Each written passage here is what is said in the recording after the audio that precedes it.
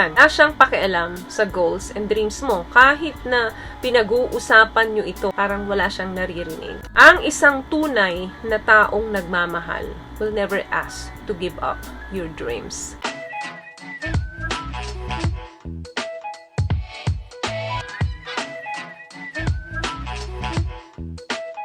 Hi guys! Welcome back to our channel. Kumusta po kayong lahat? Sana ay nasa mabuti po kayo. At sa mga hindi pa po nakakakilala sa akin, my name is Cheryl Ting. At kung bago pa lang po kayo sa channel na to, pwede po pong makahingi ng isang favor to please consider to subscribe dito po sa ating channel. And also, huwag nyo na rin po sanang kalimutan i-click ang ating notification bell para in case may mga bago po tayong video na in-upload, ay mabigyan po kaagad kayo ng notification. And for today's video is, let's talk about ano nga ba yung mga hindi kayang gawin sa inyo ng lalaki kapag tunay niya kayong mahal. Alam nyo guys, wala namang ipinanganak sa atin na perpekto, no? Lahat tayo nagkakamali. So, there's always room for mistakes. Kahit na mahal natin sila, kahit na nagmamahal tayo, nakakagawa talaga tayo ng mali, ng mistake doon sa taong minamahal natin.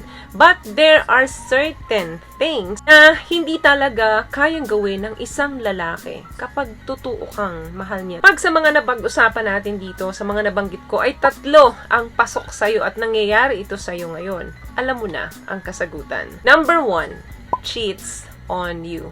Ang isang lalaking totoong mahal niya, ang partner niya, ang kanyang wife, ang kanyang girlfriend, ay hindi talaga yan magloloko. Hindi ka talaga lolokohin yan. Titiyakin niya sa sarili niya na hindi niya ilalagay ang sarili niya sa isang situation na pwedeng mag-lead into cheating. Kahit na sobrang tempted yan, ang lalaking tunay na nagmamahal sa kanyang kapartner ay i-resist yung cheating doon sa partner niya. Kaya, wag na wag kayong maniniwala. Girls, boys, ang bidyong ito ay pwede nyong maging reference. Meaning, pwede sa lalaki at pwede sa babae ang video na ito para mai-apply ninyo. Pangalawa, hindi ka niya tataratuhin na parang hindi ka nag-i-exist. A man who truly loves a woman won't stay away from her without any reason.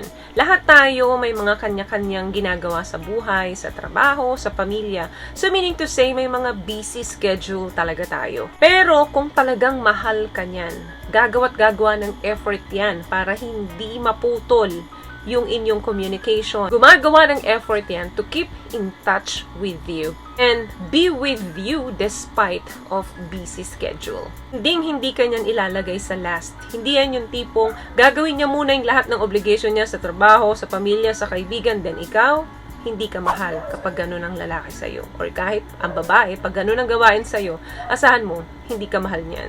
Ire-respeto ka niya, kabilang ang pamilya mo at kaibigan. Ang isang lalaking tunay na mahal ka, mataas ang respeto niyan sa'yo, kasama ang pamilya at kaibigan mo.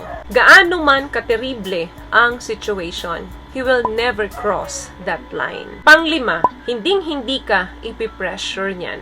For example, gusto niyang makipagtalik sa'yo tapos ikaw ayaw mo, irerespeto niya yun. Ang isang taong tunay na nagmamahal, hindi ka ipipressure niya dun sa mga bagay na ayaw mong gawin. Sa mga bagay na hindi ka komportabling gawin.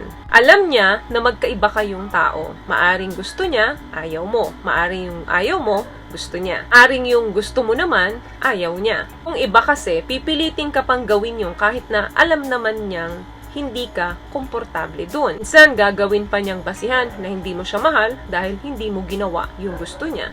Panghuli, he won't ask you to give up your dreams. Pag ang lalaki, hindi niya sinusuportahan yung mga goals and dreams mo, asahan mo, selfish yan. Kasi gusto niya, sarili niya lang yung suportahan mo. Wala siyang pakialam sa goals and dreams mo. Kahit na pinag-uusapan nyo ito, kahit na nababanggit mo ito sa kanya, parang wala siyang naririnig. Minsan, kukontrahin ka pa niya o bibigyan ka pa niya ng mas mahirap na task para mag-isip ka na wag ituloy yung dreams mo. Ang isang tunay na taong nagmamahal will never ask to give up your dreams. So, yun lamang guys ang video natin for today. I hope may naibigay po ako sa inyong tips at kung nagustuhan niyo po ang ating video, please give it a thumbs up, comment down below, and also share this video na rin po sa mga kaibigan na sa tingin niyo matutulungan ng video natin.